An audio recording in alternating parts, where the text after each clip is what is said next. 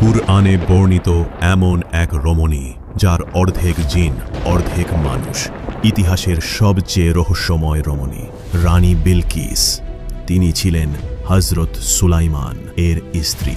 বিলকিস এমন একটি রাজ্য শাসন করতেন যা দক্ষিণ আরব থেকে শুরু করে আফ্রিকা পর্যন্ত বিস্তৃত ছিল। তার সম্পর্কে কিছু অবিশ্বাস্য তথ্য আছে যা আপনার জানা উচিত। যেহেতু কিছু ইতিহাসবিদ দাবি করেছেন যে তিনি অর্ধেক মানুষ এবং অর্ধেক জিন ছিলেন, তাহলে প্রশ্ন, জিনদের রাজা নবী সুলাইমান কি মানুষ হয়ে সত্যিই কোনো জিনকে বিয়ে করতে পারেন? ইসলামী ইতিহাস এ সম্পর্কে কি বলে?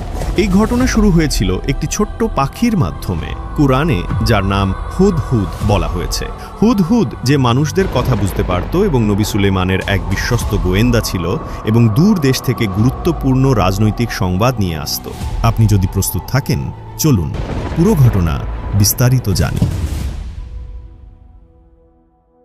নবী সুলাইমানের সেনাবাহিনী ছিল ইতিহাসের অন্যতম অদ্ভুত এক সেনাবাহিনী। এই বাহিনীতে ছিল মানুষ, জিন, পাখি এবং অন্যান্য প্রাণী। এমনকি বাতাসও নবী সুলাইমানকে যেখানে ইচ্ছা সেখানে নিয়ে যেত। মানব বাহিনীতে ছিল পদাতিক সৈনিক ও অশ্বারোহীরা। জিন সৈনিকরা ছিল মানুষের চোখে অদৃশ্য। এই সেনাবাহিনীকে এত ভয়ঙ্কর করে তৈরি করা হয়েছিল যে শত্রুরা তাদের অনেক সদস্যকে দেখতেই পেত না। কিছু পাখি ও প্রাণীও সেনাবাহিনীতে যোগ দিয়েছিল। সিংহ ছিল প্রাণী বাহিনীর নেতা, তারপর ছিল বাঘ। পাখি বাহিনীতে ছিল অনেক বাজ পাখি ও শিকারী পাখি। হুদহুদ পাখিটি ছিল গোয়েন্দা বিভাগের দায়িত্বে। এই হুদহুদের দায়িত্ব ছিল অনেক দূরে উড়ে গিয়ে শত্রুপক্ষের ওপর নজরদারি করা। সে সবকিছু পর্যবেক্ষণ করত এবং শিখে নিত, তারপর ফিরে এসে প্রতিবেদন দিত। হুদহুদের ভূমিকা ছিল অত্যন্ত সংবেদনশীল এবং গুরুত্বপূর্ণ। যখন বাহিনী একত্রিত হয়েছিল, অনেক প্রাণী লক্ষ্য করেছিল হুদহুদ অনুপস্থিত। তারা নিজেদের মধ্যে ফিসফিস করতে লাগল, কমান্ডার শিগগিরই এসে পড়বেন এবং বুঝতে পারবেন যে হুদহুদ অনুপস্থিত। অবশেষে সুলাইমান নবী যখন বাহিনীর কাছে আসলেন, তখন ফিসফাস আরও জোরালো হল। তিনি এসে দেখলেন হুদহুদ নেই। আসলে হুদহুদ তখন সাবা দেশে অবস্থান করছিল। সে বহু পথ পাড়ি দিয়ে গিয়েছিল এবং তার ভেতরে অনুভব করছিল যে সে কোনো গুরুত্বপূর্ণ সংবাদ উদ্ধার করবে। সে শহরের ওপর অবস্থিত একটি উঁচু গাছের ওপর নামল। সেখান থেকে সে রাস্তাঘাট, ঘরবাড়ি, প্রাসাদ এবং ফটক সব কিছু পর্যবেক্ষণ করল। সে কিছু অস্বাভাবিক পরিস্থিতি অনুভব করল। দেখা গেল মানুষরা যেন কোনো অনুষ্ঠানের জন্য জড়ো হচ্ছে। তাই সে শহরে বসবাসকারী আরেক হুদহুদকে জিজ্ঞেস করল, ও সুন্দর হুদহুদ, দয়া করে বলো, এই শহরে কি হচ্ছে? মানুষরা যাচ্ছে সাবার রানীর দর্শনে। তারা সবাই সেখানে সূর্যের সামনে সিজদা করবে। সুলাইমানের গোয়েন্দা পাখি তখন নিশ্চিত হয়ে গেল তার অনুভূতি ঠিক ছিল। সে প্রথমে রক্ষীদের দেখল, তারপর কমান্ডার ও সৈন্যদের। সব শেষে সাবার রানী নিজে সিংহাসন থেকে বেরিয়ে এলেন। তিনি তার সিংহাসন থেকে নেমে জনগণকে নেতৃত্ব দিলেন। তিনি তার দুই হাত উঠিয়ে সূর্যের সামনে সিজদা করলেন। সব মানুষ তার সঙ্গে সিজদা দিল। হুদহুদ সবকিছু লক্ষ্য করল আর ভাবছিল, নবী সুলাইমান এই সংবাদ পেয়ে কি প্রতিক্রিয়া দেখাবেন। সে তৎক্ষণাৎ উড়াল দিয়ে ফিরে এলো। অনেক দিন ক্লান্তিকর ভ্রমণের পর সে পৌঁছালো সেই স্থানে যেখানে সুলাইমানের পুরো বাহিনী একত্রিত হয়েছিল। সব পাখি তাকে ঘিরে ধরল। তারা সব ক্ষুব্ধ ছিল। একটি ছোট চড়ুই প্রথমে বলল, তুমি কোথায় ছিলে? নবী সুলাইমান তোমার ব্যাপারে জানতে চেয়েছেন। আমরা আশা করি তোমার কাছে যথাযথ ব্যাখ্যা আছে। হুদহুদের ভিতরে আরও ভয় ঢুকে গেল। সে সিদ্ধান্ত নিল এখনই নবী সুলাইমানের কাছে গিয়ে ক্ষমা চাইতে হবে। সে কাঁপতে কাঁপতে নবী সুলাইমানের তাঁবুর দিকে উড়ে গেল। তখন নবী সুলাইমান রাতের খাবার খাচ্ছিলেন। হুদহুদ জানালা দিয়ে ঢুকে চুপচাপ টেবিলের এক কোণায় বসল। সে চেষ্টা করছিল সুলাইমানের হাত থেকে দূরে থাকতে, মাথা নিচু করে ভয়ে। সে ধীরে ধীরে বিনয়ের সঙ্গে সালাম দিল। সে মাথা তুলল, কিন্তু চোখ তুলতে পারল কেবল সুলাইমানের হাত ও বুক পর্যন্ত। সে তার নেতার কাছ থেকে অনেক কিছু শিখেছিল এবং সে জানত যে নবী সুলাইমানের মন ছুঁতে হলে তাকে স্পষ্টভাবে সত্য কথা বলতে হবে। আমার বাদশা, আমি এমন একটি জাতির সংবাদ এনেছি যাদের সম্পর্কে আপনি জানেন না। এক দূর দেশে আমি এমন এক নারীকে দেখেছি যিনি সাবার জাতির ওপর শাসন করছেন। তিনি এক বিশাল সিংহাসনে বসেন এবং তার কাছে এমন সব জিনিস আছে যা কেউ চাইলেই পেতে পারে না। কিন্তু আমি দেখেছি তিনি এবং তার জাতি আল্লাহর পরিবর্তে সূর্যকে সিজদা করছে। শয়তান তাদের কাজকে তাদের কাছে শোভনীয় করে তুলেছে। এই শব্দগুলো ছিল শক্তিশালী।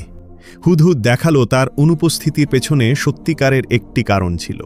সে ছিল একটি গুরুত্বপূর্ণ মিশনে। নবী সুলাইমান জবাব দিতে শুরু করলেন, অবশ্যই আমাদের যাচাই করতে হবে তুমি যা বলছো তা সত্য কিনা। আমি একটি চিঠি লিখব, তুমি এটি তাদের কাছে পৌঁছে দিবে এবং দেখবে তারা কি প্রতিক্রিয়া দেখায়। হুদহুদ চিঠি নিয়ে দ্রুত উড়ে গেল সাবার দেশে। সে রাজপ্রাসাদের বাগানের একটি গাছে নামল এবং রানীর কক্ষ খুঁজতে লাগল। সে দেখল একটি বিশাল কক্ষ, যার বড় একটি বারান্দা ছিল। বুঝতে পারল এটাই রানীর ঘর। চিঠিটি ঠোঁটে নিয়ে সে উড়ে গেল খোলা জানলার দিকে এবং ভেতরে প্রবেশ করল। সে সিদ্ধান্ত নিল ছাদের একটি স্থাপনার পেছনে লুকাবে। সে বাইরে তাকিয়ে দেখল রানী বিছানায় ঘুমাচ্ছেন। তার চুল বালিশের ওপর ছড়িয়েছিল। তার মুখ ছিল অত্যন্ত সুন্দর। তার সৌন্দর্য দেখার সময় হুদহুদের মনে এক ধরনের দুঃখ জন্ম নিল। এত সৌন্দর্য, ধন সম্পদ এবং ক্ষমতা থাকা সত্ত্বেও কেউ সূর্যের সামনে সিজদা কেন করবে? এই চিন্তা করল হুদহুদ। তার মনে হলো শয়তান তাদেরকে ধোঁকা দিয়েছে। শয়তান তাদের এমন কিছুর উপাসনা করতে বাধ্য করেছে যা সত্যিকার মাবুদ নয়। কিন্তু সে কিভাবে এটা করল? তারপর হুদহুদ ভাবল, যদি সুলাইমানের সেনাবাহিনী সাবার জনগণের সঙ্গে যুদ্ধ করে, তাহলে ফলাফল তো স্পষ্ট। হ্যাঁ, রানী শক্তিশালী, কিন্তু তিনি নবীর বাহিনীকে পরাজিত করতে পারবেন না। সুলাইমানের সৈন্যরা খুব সহজেই তাদের দখল নিতে পারবে। হুদহুদ ভাবতে লাগল, আমি কি এখনই চিঠিটা ফেলে দিব, নাকি তার জেগে ওঠার অপেক্ষা করব? সে জানত না চিঠিতে কি লেখা আছে। এই সব ভাবার মধ্যেই হঠাৎ করে চিঠিটা তার ঠোঁট থেকে পিছলে পড়ে রানীর বিছানায় পড়ে গেল। রানী চোখ মেলে দেখলেন তার সামনে একটি চিঠি। তিনি দ্রুত চারদিকে তাকালেন, কিন্তু কাউকে দেখতে পেলেন না। এক ধরনের ভয় অনুভব করে তিনি চুপচাপ চিঠিটা খুললেন এবং পড়তে শুরু করলেন। এই বার্তাটি সুলাইমানের পক্ষ থেকে, আল্লাহর নামে, যিনি পরম করুণাময় ও অতিশয় দয়ালু। আমি তোমাকে এক আল্লাহর প্রতি ঈমান আনতে আমন্ত্রণ জানাচ্ছি। আমার প্রতি অহংকার করো না। আমার কাছে এসো এবং নিজেকে সমর্পণ করো। রানী রেগে গেলেন এবং আবার চারদিকে তাকালেন, খুঁজলেন কে চিঠি এনে দিয়েছে। কিন্তু কাউকে না দেখে তার রাগ আরও বেড়ে গেল। তিনি তার প্রহরীদের ডাকলেন এবং বললেন, কে সাহস করেছে আমার কক্ষে প্রবেশ করার? এটা কে করেছে? প্রহরীরা বিস্মিত হয়ে গেল। তারা বলল, কেউ রানীর ঘরে ঢোকেনি। তারা জানালো তারা সারাক্ষণ তলোয়ার হাতে ছিল এবং চোখ খোলা রেখেছিল। তারা শপথ করে বলল, রানীর ঘরের আশেপাশেও কেউ আসেনি। এদিকে হুদহুদ পাখিটি ছাদের ওপরের এক ফাঁকা জায়গায় লুকিয়েছিল এবং সে সবকিছু শুনছিল। রানী বিলকিস চিৎকার করে উঠলেন, তাহলে এই চিঠি এলো কোথা থেকে? তিনি চিঠিটা হাতে তুলে ধরলেন। প্রহরীরা বিভিন্ন রকম অনুমান করতে লাগলো কিভাবে এই চিঠি এসেছে, কিন্তু কেউই কিছু দেখেনি। তারা হতবাক হয়ে গিয়েছিল, বুঝতে পারছিল না কি বলবে। রানী বিলকিস দ্রুত তার উপদেষ্টাদের নিয়ে জরুরি বৈঠক ডাকলেন। উপদেষ্টারা জড়ো হলেন। রানী বিলকিস বৈঠকের নেতৃত্ব দিলেন। তিনি বললেন, হে আমার উপদেষ্টা বৃন্দ, আমি একটি অত্যন্ত গুরুত্বপূর্ণ চিঠি পেয়েছি। এটি সুলাইমানের পক্ষ থেকে। তিনি তার চিঠি শুরু করেছেন আল্লাহ আর রহমান ও আর রাহিমের নামে। তিনি আমাকে অহংকার ছাড়া তার কাছে আসতে বলেছেন। তোমরা বলো, আমাদের কি করা উচিত? একজন উপদেষ্টা বললেন, এর অর্থ সুলাইমান চাচ্ছেন আমরা তার কাছে আত্মসমর্পণ করি। এটা তো যুদ্ধের ডাকের মতো শোনাচ্ছে। আসুন আমরা যুদ্ধ করি। আরেকজন বললেন, আমরাও তো শক্তিশালী, চলো আমরা তাকে যুদ্ধ করে আমাদের শক্তি দেখিয়ে দেই। প্রায় সবাই এই মতের পক্ষে একমত হলেন। কিন্তু একজন জ্ঞানী উপদেষ্টা হঠাৎ প্রশ্ন করলেন, যিনি এই চিঠি নিয়ে এসেছেন সেই বার্তাবাহক কোথায়? তিনি ছাড়া সুলাইমানের আসল উদ্দেশ্য বোঝা যাবে না। রানী বিলকিস উত্তর দিলেন, তিনি জানেন না। তিনি বললেন, ঘুম থেকে উঠে দেখেছেন চিঠি বিছানায় পড়ে আছে। একজন উপদেষ্টা আরও বললেন, এই ব্যাপারটা একটু ভয়ানক। আমি বলছি আমাদের অপেক্ষা করা উচিত। যদি সুলাইমান এমন অদ্ভুত এবং শক্তিশালী উপায়ে কোনো বার্তা পাঠাতে পারেন বার্তাবাহক ছাড়াই, তাহলে কে জানে তার যুদ্ধ ক্ষমতা কতটা ভয়ঙ্কর। তাহলে আমাদের কি অপেক্ষা করে দেখা উচিত? রানী বিলকিস বললেন, যখন কোনো রাজা কোনো দেশে আক্রমণ করে তারা সব কিছু ধ্বংস করে দেয় এবং সম্মানিত মানুষদের অপমানিত করে দুর্বল করে ফেলে। আমার ভয় হয় আমাদের ক্ষেত্রেও এমন কিছু হতে পারে। তাই আমি প্রস্তাব দিচ্ছি, আমরা কিছু উপহার পাঠাই আর দূতের মাধ্যমে তার প্রতিক্রিয়া দেখি। কেউ আপত্তি করল না, তাই রানীর পরামর্শ গ্রহণ করা হলো। হুদহুদ পাখিটি পুরো আলাপ শুনছিল। বৈঠক শেষ হতেই সে উড়ে গেল। সাবার দেশে ঘোষণা করা হলো যে সোনা এবং রত্ন দিয়ে তৈরি একটি উপহার প্রস্তুত করা হবে, যে কোনো মূল্যে। তারা রানীকে বলল, এটি অবশ্যই একটি রাজকীয় উপহার হতে হবে। সুলাইমান ছিলেন একজন শক্তিশালী ও ভয়ানক মানুষ এবং কেবল একটি বহুমূল্য উপহারই হয়তো তাকে খুশি করতে পারবে।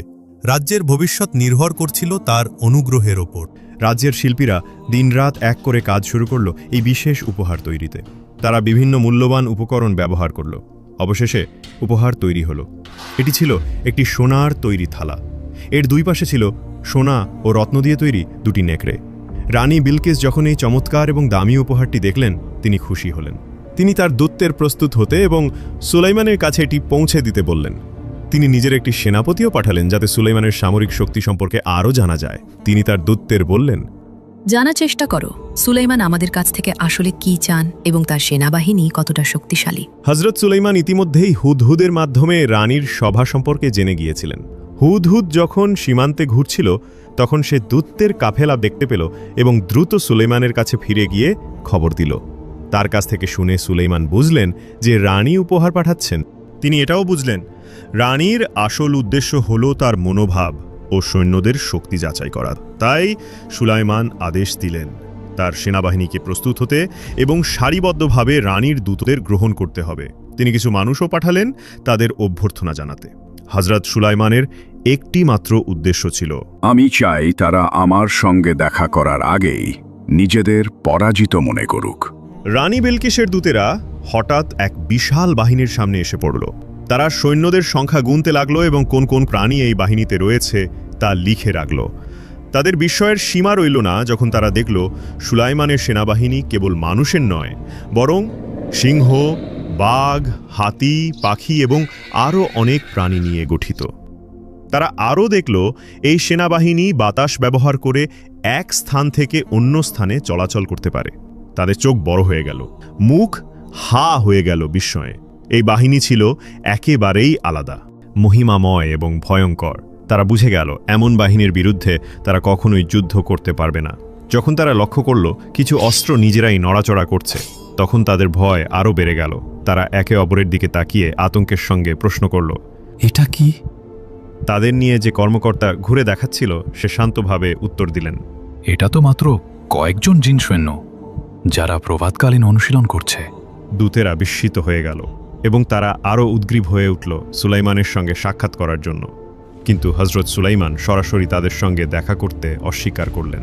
তার পরিবর্তে তিনি তার এক অধিনায়ককে পাঠালেন তাদের সঙ্গে কথা বলতে। ওই কর্মকর্তা দূতদেরকে প্রাসাদে দুপুরের আহারের আমন্ত্রণ জানালেন। দূতেরা চারদিকে তাকিয়ে বুঝতে পারলেন তাদের আনা উপহারগুলো কত তুচ্ছ এবং মূল্যহীন মনে হচ্ছে সুলাইমানের রাজত্বের গৌরব ও ক্ষমতার তুলনায়। তবুও তারা সংকোচ ও লজ্জার সঙ্গে উপহারগুলো হস্তান্তর করল। কর্মকর্তা উপহারগুলো সুলাইমানের কক্ষে নিয়ে গেলেন, কিন্তু কিছুক্ষণের মধ্যেই তিনি আবার ফিরে এলেন সেই উপহারগুলোর সঙ্গে নিয়েই। তিনি সেগুলো টেবিলে রেখে বললেন, নবী সুলাইমান এই উপহারগুলো গ্রহণ করতে অস্বীকার করেছেন। এরপর তিনি সুলাইমানের বার্তা তুলে ধরলেন, তোমরা কি মনে করো তোমাদের সম্পদ দিয়ে আমাদের প্রভাবিত করতে পারবে? আল্লাহ আমাদের যেটুকু দিয়েছেন তা তোমাদের থেকে অনেক উত্তম। তোমাদের উপহার ফিরিয়ে নাও। আমরা যদি এমন এক বাহিনী নিয়ে তোমাদের কাছে যাই যেটার কল্পনাও তোমরা করতে পারো না, তাহলে নবী সুলাইমান তোমাদেরকে শহর থেকে অপমানের সঙ্গে বিতাড়িত করবেন। দূতেরা আতঙ্কিত হয়ে পড়ল। তাদের একজন কর্মকর্তা জিজ্ঞেস করল, সুলাইমান আমাদের থেকে আসলে কি চান? অনুগ্রহ করে পরিষ্কারভাবে বলুন যেন আমরা রানীকে জানাতে পারি।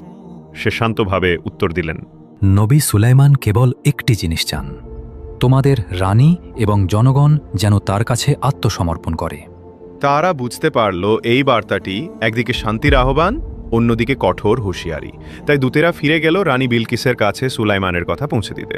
দূতেরা যখন পৌঁছালো তখন রানী ঘুমাচ্ছিলেন, তবে তিনি তার দাস দাসীদের বলেছিলেন দূতেরা এলে যেন তাকে সঙ্গে সঙ্গে জাগিয়ে দেওয়া হয়। তাই তারা বিরক্ত না করতে চাইলেও তাকে জাগালো। রানী বিলকিস চোখ খুলতেই দূতদের সঙ্গে সাক্ষাৎ করলেন। তিনি জিজ্ঞেস করলেন, বলো, উপহার দেওয়ার পর সুলাইমান কি বললেন? দূতেরা ব্যাখ্যা করল যে তারা সুলাইমানের সঙ্গে দেখা করতে পারেনি। তাদের একজন কমান্ডার উপহার গ্রহণ করে তা নবীর কাছে নিয়ে গিয়েছিলেন, কিন্তু দুঃখজনকভাবে সুলাইমান উপহার গ্রহণ করেননি। তিনি আমাদের কাছে উপহার ফিরিয়ে দিয়েছেন। তারা সুলাইমানের বার্তাও জানিয়ে দিল। এটা শুনে রানী মাথা নিচু করে চিন্তায় পড়ে গেলেন। সুলাইমান তার উপহার গ্রহণ করেননি, দূতদেরও স্বাগত জানাননি। তিনি তাদের কাছ থেকে আরও বিস্তারিত জানতে চাইলেন, তারা যা কিছু দেখেছে সব কিছু। তিনি বুঝলেন সুলাইমান কেবল একটি জিনিসই গ্রহণ করবেন, আত্মসমর্পণ। দূতেরা সুলাইমানের বাহিনীর শক্তির বর্ণনাও দিল। রানী যখন শুনলেন যে তার বাহিনীতে জিন ও পশুরাও রয়েছে, তখন তিনি উপলব্ধি করলেন পরিস্থিতি কতটা গুরুতর। যদি তিনি যুদ্ধে পথ বেছে নেন, তাহলে তিনি হয়তো সবকিছু হারাতে পারেন। এখন কেবল একটি পথ বাকি, অন্য কোনো উপায়ে সুলাইমানকে বোঝানোর চেষ্টা করা। তিনি উপহারের দিকে তাকিয়ে গভীরভাবে চিন্তা করতে লাগলেন। তারপর তিনি সিদ্ধান্ত নিলেন রাজ্যের রাজসভার সদস্য ও যুদ্ধ বিষয়ক উপদেষ্টাদের একত্র করবেন। এই বৈঠকটি হবে অত্যন্ত গুরুত্বপূর্ণ। এদিকে নবী সুলাইমান নিজ শহরে এক বৈঠক আহ্বান করলেন। তার পরিষদে ছিলেন মন্ত্রী, কমান্ডার, যুদ্ধ বিশেষজ্ঞ ও জ্ঞানী আলেমগণ। 2টি সিংহ পাহারার দায়িত্বে ছিল, যারা বৈঠককে সুরক্ষা দিচ্ছিল। হুদহুদ পাখিটিও সেখানে ছিল, প্রতিবেদন দিতে প্রস্তুত। নবী সুলাইমান সভা শুরু করলেন। আমি প্রশংসা করি যিনি আমাদের এই সমস্ত সম্পদ ও ক্ষমতা দিয়েছেন। যদিও তার অন্তরে ছিল প্রচণ্ড রাগ, তিনি তা বাহ্যিকভাবে প্রকাশ করেননি। তিনি বললেন, কিভাবে সম্ভব যখন আমরা জীবিত আছি এবং তাওহীদের পতাকা বহন করছি, তখনও পৃথিবীতে এমন মানুষ রয়েছে যারা সূর্যকে উপাসনা করে? এটা আমাদের জন্য ব্যর্থতা এবং লজ্জার বিষয়। সুলাইমান নিজের গৌরবের জন্য শাসন করছিলেন না, বরং আল্লাহর রাজত্বের প্রতিনিধি হিসেবে শাসন করছিলেন। এই কারণেই তিনি একই সাথে রাগ ও দায়িত্ববোধ অনুভব করছিলেন। তখন সেনাপতি দাঁড়িয়ে গেলেন, হাতে তরবারি নিয়ে বললেন, শুধু আদেশ দিন, আমি সাবার রানীর সিংহাসন এবং আল্লাহকে অস্বীকারী এই জাতিকে ধ্বংস করে দেব। কিন্তু সুলাইমান বললেন, আমি হিংস্রতা পছন্দ করি না, আমাদের অন্য কোনো পথ খুঁজতে হবে। আমি আশা করি রানী নিজেই এখানে এসে আমার সঙ্গে দেখা করবেন, কিন্তু তার আসার আগেই তোমাদের মধ্যে কে তার সিংহাসন এখানে এনে দিতে পারবে? তখন এক জিন বলল, আমি তার সিংহাসন আপনার সামনে নিয়ে আসতে পারি, এমনকি আপনি উঠার আগেই। আপনি জানেন আমি কতটা শক্তিশালী। কিন্তু এরপর একজন আলেম, যিনি আল্লাহর পক্ষ থেকে বিশেষ জ্ঞান অর্থাৎ ইলমে লাদুনি প্রাপ্ত ছিলেন, তিনি বললেন, আমি তার সিংহাসন তোমার সামনে নিয়ে আসতে পারবো, এমনকি তুমি চোখের পলক ফেলার আগেই। সুলাইমান যখন এই প্রস্তাব গ্রহণ করলেন, তখন হঠাৎ করেই বিলকিসের সিংহাসন তার সামনে উপস্থিত হয়ে গেল। এমনটা কোনো মানুষ এর আগে কখনো করেনি। সবাই হতবাক হয়ে গেল। সিংহাসনটি ছিল বিশাল এবং রাজকীয়। সবাই সেই দিকে তাকিয়ে চুপচাপ চিন্তায় ডুবে গেল। হুদহুদ পাখিটিও সেখানে ছিল, চেষ্টা করছিল এই অলৌকিক ঘটনার অর্থ বোঝার। এদিকে সাবা নগরীতে রাজসভার ও যুদ্ধ পরিষদের সভা বসেছিল। রানী বিলকিস সেই সভার নেতৃত্ব দিচ্ছিলেন। রানী ক্লান্ত স্বরে বললেন, আজ আমরা এক ভয়াবহ পরিস্থিতির মুখোমুখি হয়েছি। সুলাইমান চায় আমরা তার কাছে আত্মসমর্পণ করি। সে আমাদের শক্তি ধ্বংস করে দিতে হুমকি দিচ্ছে। আমি তোমাদের কাছে সাহায্য চাইছি, চলো একটা সমাধান খুঁজে বের করি। উপদেষ্টারা একমত হলেন। সম্ভবত কেবল রানী নিজে সুলাইমানের কাছে গিয়ে আরও বড় উপহার দিলে শান্তি আসতে পারে।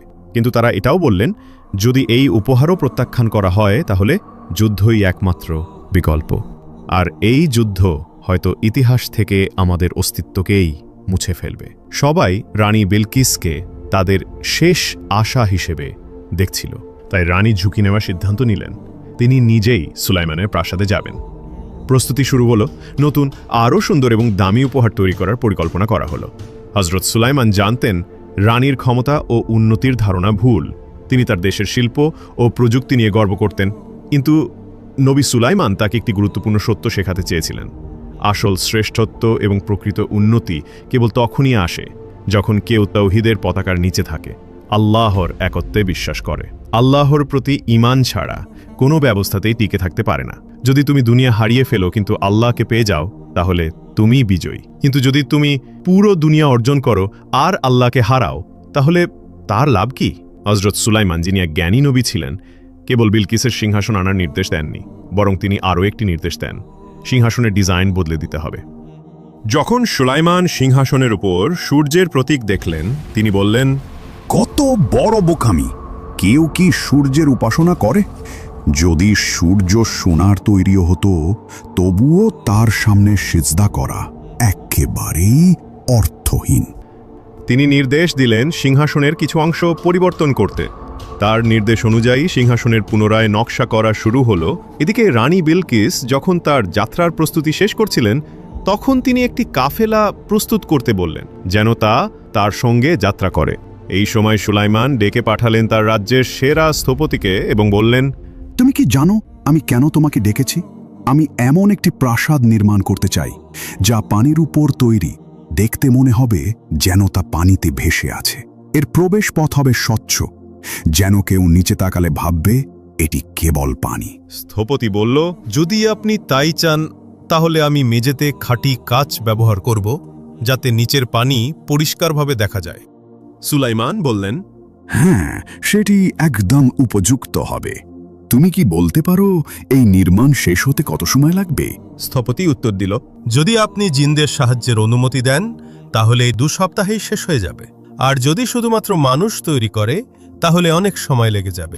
আমি জিনদের সাহায্যের নির্দেশ দেব, কিন্তু আমি চাই মেঝে হোক একদম স্বচ্ছ কাঁচ দিয়ে, যাতে নিচের পানি পুরোপুরি দেখা যায়। স্থপতি আবার জিজ্ঞেস করল, হে আমার সর্দার, আপনি কি ছাদ বা দেয়ালের জন্য বিশেষ কিছু চান? সুলাইমান উত্তর দিলেন, তুমি কি মনে করো? স্থপতি বলল, আমি মনে করি ছাদ কাচের হওয়া উচিত, তাহলে সূর্যের আলো পানিতে প্রতিফলিত হয়ে এক অপূর্ব দৃশ্য সৃষ্টি করবে। আমি এটাও প্রস্তাব করি দেয়ালগুলো আয়না দিয়ে তৈরি করা হোক। নবী সুলাইমান এই ভাবনাগুলো শুনে খুশি হলেন এবং স্থপতিকে কাজ শুরু করতে নির্দেশ দিলেন। স্থপতি কাজ শুরু করলেন। কিছুদিনের মধ্যেই পানির উপরে এক চমৎকার প্রাসাদ গড়ে উঠতে লাগল। আর ঠিক তখনই রানী বিলকিস পৌঁছাচ্ছিলেন সুলাইমানের ভূখণ্ডের কাছাকাছি। হুদহুদ পাখিটি এক অফিসারকে সঙ্গে নিয়ে সীমান্তে রানীর জন্য অপেক্ষা করছিল। যাত্রাপথে রানী বিভিন্ন অদ্ভুত জিনিস লক্ষ্য করছিলেন। দূতেরা যেসব গল্প বলেছিল সব সত্য ছিল। এই দেশ ছিল বিস্ময়ে ভরপুর। যতই তিনি প্রাসাদের কাছে যাচ্ছিলেন ততই বিস্মিত হচ্ছিলেন। তিনি সুলাইমানের সেনাবাহিনীর একটি অংশ দেখলেন। এটি ছিল সবচেয়ে শক্তিশালী ভয়ঙ্কর বাহিনী যা তিনি আগে কোনোদিন দেখেননি। তার ভয় আরও গভীর হতে লাগল। তার হৃদস্পন্দন বেড়ে গেল, শ্বাস নিতে কষ্ট হচ্ছিল। এই বাহিনী মানুষের মনে হচ্ছিল না। এটি অবশ্যই কোনো ঐশী শক্তির সাহায্যে গঠিত। এত কিছু দেখার পর তিনি নিজ রাজ্যের গৌরব ও উন্নতি নিয়ে সন্দেহ করতে শুরু করলেন। শহরে পৌঁছাতেই তার আত্মবিশ্বাস ভেঙে পড়তে লাগল। অহংকার ও গর্ব গলে যেতে শুরু করল। তার ভয় ধীরে ধীরে শ্রদ্ধা ও বিস্ময়ে রূপ নিল। আর খুব শিগগিরই তিনি প্রবেশ করতে যাচ্ছিলেন সেই প্রাসাদে যা সুলাইমান বিশেষভাবে তৈরি করেছিলেন। তিনি যে দৃশ্যের মুখোমুখি হলেন তা ছিল একেবারে ব্যতিক্রম। সুলাইমানের রাজত্ব কেবল সম্পদ ও গৌরব দিয়ে গড়া ছিল না, তা ছিল সৌন্দর্য ও শিল্পকৌশলে পূর্ণ। সোনার স্তম্ভ, রত্নখচিত দরজা এবং প্রতিটি কোণে হাতের তৈরি অলঙ্করণ তার চোখ ধাঁধিয়ে দিল। কিন্তু সবচেয়ে বিস্ময়কর ছিল সুলাইমানের প্রাসাদের প্রবেশ পথের মেঝে। এটি ছিল কাঁচের তৈরি। নিচে প্রবাহিত হচ্ছিল ঝকঝকে স্বচ্ছ পানি। এটি এত উজ্জ্বলভাবে চকচক করছিল যে মনে হচ্ছিল একটি গভীর জলাধার। রানী বিলকিস ধীরে ধীরে প্রাসাদের দিকে হেঁটে যাচ্ছিলেন। তখন তিনি ভেবেছিলেন মেঝেটিতে আসলেই পানি। তাই তিনি তার পোশাক উঠিয়ে ধরলেন যেন ভিজে না যায়। আর সেই মুহূর্তে তার পা দৃশ্যমান হয়ে গেল। এখন আমরা পৌঁছালাম গল্পের সবচেয়ে রহস্যময় অংশে। কিছু পুরনো সূত্র অনুযায়ী সুলাইমান এই কাঁচের মেঝে নির্মাণ করেছিলেন এক গোপন উদ্দেশ্যে। এটি কেবল সৌন্দর্যের জন্য নয়, এটি ছিল একটি পরীক্ষা। কেন? কারণ নবী সুলাইমান, যিনি জিনদের নিয়ন্ত্রণ করতেন, তিনি কিছু গোপন তথ্য পেয়েছিলেন। গুঞ্জন রটেছিল বিলকিস কোনো সাধারণ মানুষ নন। কিছু লোক বিশ্বাস করত তিনি অর্ধেক মানুষ এবং অর্ধেক জিন। নবী সুলাইমান জিনদের প্রকৃতি সম্পর্কে খুব ভালোভাবে জানতেন। তিনি এটাও জানতেন বেশিরভাগ জিনের পায়ে লোম হয়। তাই তিনি কাঁচের মেঝেটিকে এমনভাবে তৈরি করান যেন দেখতে মনে হয় পানি, যাতে বিলকিস তার পোশাক তুলেন। আর সেই মুহূর্তেই তিনি দেখতে পারবেন তার পা এবং নিজের সন্দেহ যাচাই করতে পারবেন। বিলকিস হয়তো সাধারণ মানুষ ছিলেন না, কিন্তু কিছু মানুষ কেন বিশ্বাস করত তিনি অর্ধেক জিন? এই ধারণা বিভিন্ন ধর্মীয় ও সাংস্কৃতিক উৎসে বিভিন্নভাবে পাওয়া যায়। কিছু গল্পে বলা হয় বিলকিসের জন্ম হয়েছিল একজন মানুষ ও এক জিনের মিলনের মাধ্যমে। একটি কাহিনীতে বলা হয় তার মা ছিলেন একজন মানবী রানী এবং তার পিতা ছিলেন একজন ইফরিত, অর্থাৎ এক শক্তিশালী জিন। এই কারণেই বিলকিসের মধ্যে মানবীয় সৌন্দর্য এবং কিছু জিন সদৃশ শারীরিক বৈশিষ্ট্য ছিল। কুরআনে সরাসরি বলা হয়নি তিনি মানুষ ছিলেন নাকি জিন। ইথিওপীয় টেক্সটগুলোতে তাকে জিনদের বংশোদ্ভূত বলে বর্ণনা করা হয়নি, বরং সেখানে তাকে এক জ্ঞানী এবং আধ্যাত্মিক মানবী রানী হিসেবে তুলে ধরা হয়েছে। সেসব কাহিনীগুলো তার জ্ঞান ও পবিত্রতার ওপর বেশি গুরুত্ব দিয়েছে তার বাহ্যিক বৈশিষ্ট্যের চেয়ে। তাহলে ইসলামী উৎসগুলো কি বলে? অধিকাংশ ইসলামী আলেম একমত বিলকিস ছিলেন একজন মানুষ। অর্ধেক জিন বিষয়ক গুজব ছড়িয়েছিল আসলে জিনরাই। কেন? কারণ তারা চায়নি সুলাইমান বিলকিসে আগ্রহী হন অথবা তাকে বিয়ে করেন। জিনরা ভয় পেত যদি সুলাইমানের কোনো পুত্র হয় সে হয়তো তার পিতার মতো রাজত্ব করবে এবং সুলাইমানের গোপন জ্ঞানের মাধ্যমে আবার জিনদের কাজ করাবে। তারা সুলাইমানের অধীনে কাজ করত বাধ্য হয়ে, আর আশা করছিল সুলাইমান মারা গেলে তারা মুক্তি পাবে। কিন্তু যদি তার পুত্র রাজত্ব করে তাহলে তারা আবার বন্দী হয়ে পড়বে। আর অধিকাংশ জিনই মিথ্যাবাদী হিসেবে পরিচিত, শুধু সুলাইমানের যুগে নয়, সব যুগেই। নবী সুলাইমান এটা ভালোভাবে জানতেন, তাই তিনি এই পরিস্থিতির আয়োজন করেন নিশ্চিত হওয়ার জন্য। আর যখন তিনি বিলকিসের পা দেখলেন এবং বুঝলেন তা সাধারণ মানুষের মতো, তখন তার সন্দেহ দূর হয়ে গেল। বিলকিস যখন কাঁচের মেঝের ওপর দিয়ে পেরিয়ে গেলেন, সুলাইমান নিশ্চিত হলেন তিনি একজন মানুষই। তারপর সুলাইমান রানী বিলকিসকে তার সিংহাসন দেখালেন। রানী বিলকিস বিস্ময়ে হতবাক হয়ে গেলেন। নবী সুলাইমান তাকে জিজ্ঞেস করলেন, এটা কি তোমার সিংহাসন? বিলকিস ভালো করে তাকালেন। তিনি ঠিক কি বলবেন বুঝে উঠতে পারলেন না। সিংহাসনটা দেখতে হুবহু তার নিজের মতো, কিন্তু কিছু একটা বদলে গেছে। অবশেষে তিনি বললেন, এটি দেখতে আমার সিংহাসনের মতোই। সিংহাসনের নিচে সুলাইমান একটি বার্তা রেখে দিয়েছিলেন, আমরা আল্লাহর কাছে আত্মসমর্পণকারী। বিলকিস আরও গভীরভাবে তাকিয়ে বুঝতে পারলেন এটি সত্যিই তার নিজের সিংহাসন। কোনোভাবে এটি তার প্রাসাদ থেকে তার আসার আগেই এখানে নিয়ে আসা হয়েছে এবং কিছু পরিবর্তন করা হয়েছে। এটি ছিল নবী সুলাইমানকে আল্লাহ যে অসাধারণ ক্ষমতা দিয়েছিলেন তার আরও একটি প্রমাণ। রানী বিলকিস গভীর চিন্তায় ডুবে গেলেন। তিনি যত ভাবছিলেন ততই বুঝতে পারছিলেন তার জাতির বিশ্বাস কতটা দুর্বল ও মূর্খতা ছিল নবী সুলাইমানের যুক্তিবাদী ও জ্ঞানভিত্তিক চিন্তার তুলনায়।